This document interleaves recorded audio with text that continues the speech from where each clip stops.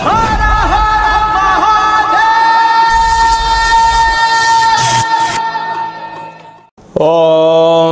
నమః శివాయ. ఓం నమో నారాయణాయ.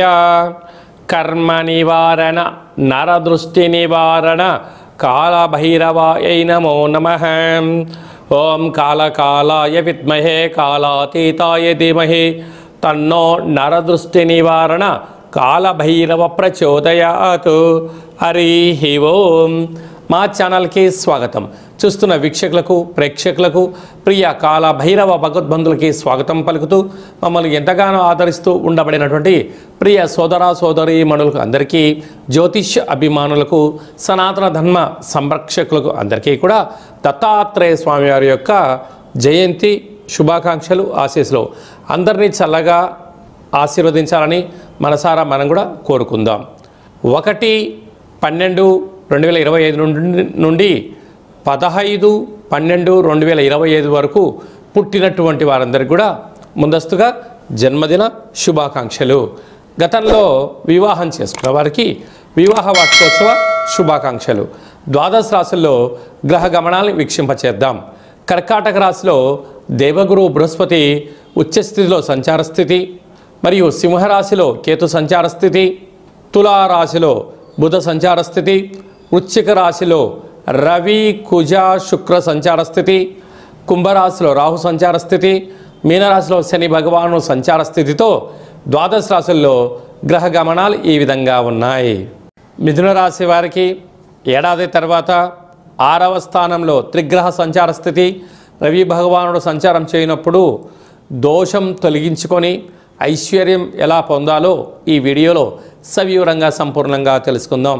మిథున రాశిలో ఏ ఏ నక్షత్రాలు వస్తాయనగా మృగశిర నక్షత్రంలోని 3వ పాదం, 4వ పాదం, ఆరుద్ర నక్షత్రంలోని 4 పాదాలు, పునర్వసు నక్షత్రంలోని 1, 2, 3 పాదములు కలిపితే మిథున రాశి. రాశాధిపతి బుధ భగవానుడు.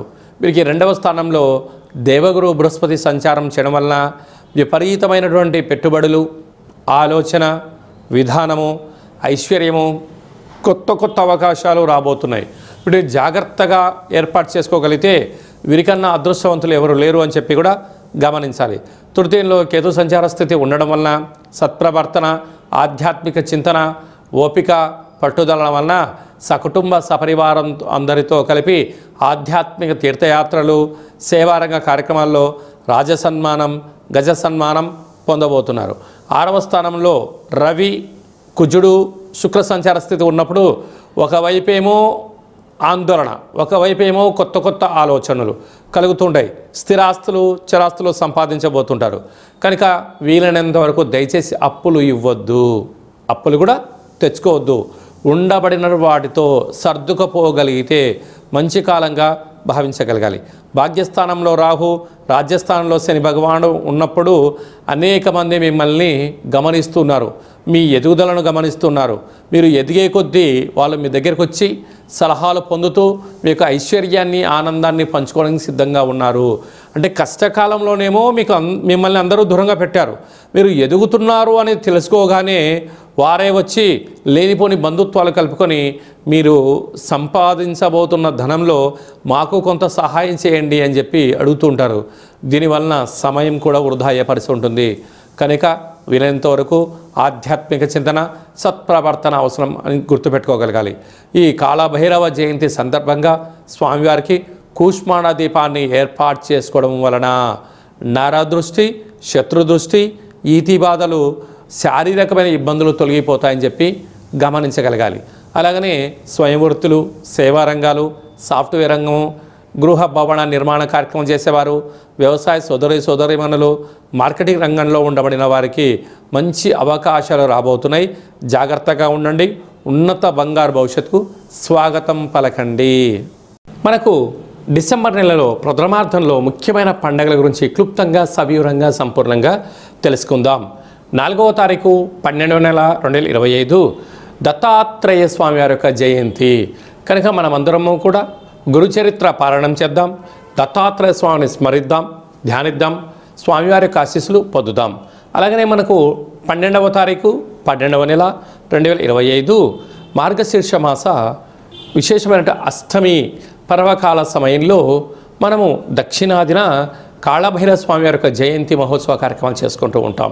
కనుక కలియుగ కాలంలో పిలిస్తే పలికే ఏకైక భగవంతుడు, నరదృష్టిని శత్రుదృష్టిని సకల ఈతి బాధలని తొలగింపజేసే ఏకైక శక్తి కాళభైరవ స్వామి వారికి ఉంటుంది.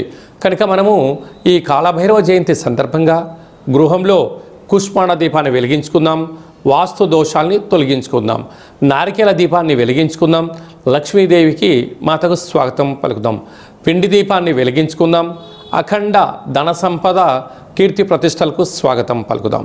ఈ విధంగా మన యొక్క దేవాలయంలో కాళభైరవ స్వామి యొక్క పూజా మహోత్సవ కార్యక్రమం జరుగుతున్నాయి. కనుక అందరికీ ఎలాంటి ఇబ్బందులు కలిగించకుండా ఎవరైతే ఏ వృత్తులైతే చేస్తున్నారో వారందరికీ విద్య, ఉద్యోగ, వివాహ, సంతాన, వ్యాపార, అభివృద్ధి అనేక రంగాలలో వారు ఏ రంగాల్లో అయితే ఉంటారో వారందరికీ విజయం సాధించాలని కోరుకుందాం. కనుక ఈ కాళభైరవ జయంతి సందర్భంగా మీ గోత్రనామంలను పంపించినట్లయితే మీకు ఇక్కడ పూజా కార్యక్రమం చేయించి మీకు వాట్సాప్ కాల్ ద్వారా వీడియో కాల్ చేయించి చూపించి స్వామివారి యొక్క ఆశీస్సులు మీరు పొంది ఉన్నతమైన జీవితం స్వాగతం పలకడానికి ఏర్పాటు చేయడం జరుగుతుంది. అలాగనే ఇంకనూ మనం విజయం సాధించగలగాలి అన్నట్లయితే ఈ యొక్క పాత్ర కంచు పాత్ర, అందుకే కంచు మోగినట్టు కనకమ్ము మోగదు గదరాసుమతి అని చెప్తూ ఉంటారు. ఈ యొక్క పాత్రలో అనేకమైనటువంటి యంత్రములను అచ్చు వేయడం జరుగుతుంది. ఈ యొక్క పాత్రను మనం ఇంట్లో ఉంచుకొని ఇలా ఒక్కసారి శబ్దం చేస్తే ఓంకార శబ్దం రావడం జరుగుతుంది.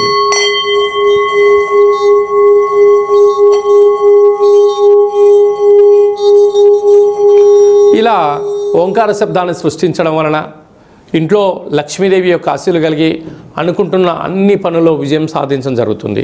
ఈ అక్షయ పాత్రతో పాటు మీకు కాళభైరవ హోమము దిష్టి తీయించి మీకు ఏర్పాటు చేయడం జరుగుతుంది. కనుక మనమందరం కూడా అక్షయ పాత్రను ఇంట్లో ఉంచుకుందాం, అష్ట కష్టాలకు స్వస్తి పలుకుదాం, అష్ట ఐశ్వర్యానికి స్వాగతం పలుకుదామని చెప్పి గమనించాలి. అలాగనే మీ వ్యక్తిగత జాతకం తెలుసుకోవాలనుకుంటున్నారా?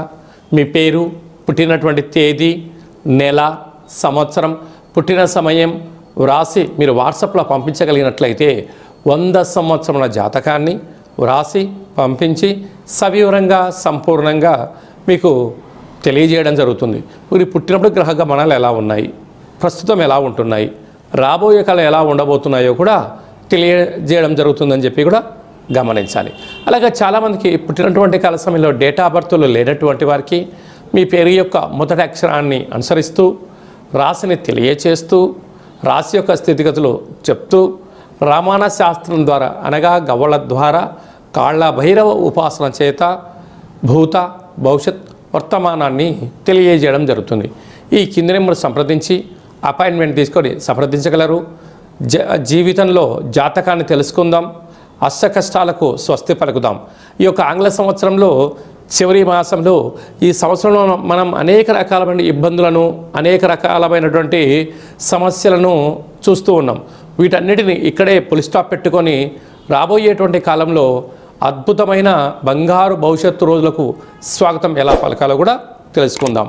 అందరికీ దత్తాత్రేయ స్వామి యొక్క ఆశీస్సులు, కాళభైరవ స్వామి ఆశీస్సులు ఉండాలని కోరుకుంటూ ఆశీర్వచనం.